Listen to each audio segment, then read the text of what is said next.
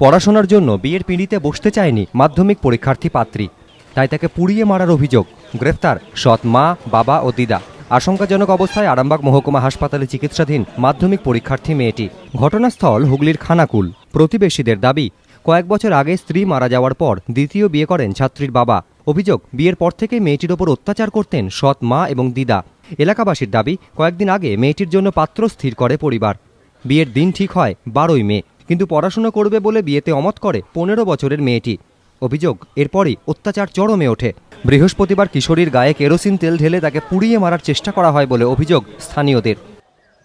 ও চাইছিল যে আমি পড়াশোনা করি এবং বিয়ে করতে চাচ্ছিল না আর কি।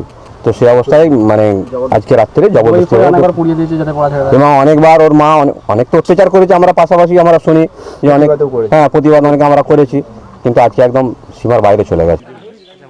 আশঙ্কাজনক অবস্থায় ওই কিশোরীর চিকিৎসা চলছে আরামবাগ মহকুমা হাসপাতালে। চিকিৎসকেরা জানিয়েছেন, মেয়েটির শরীরের প্রায় 75%ই পুড়ে গিয়েছে।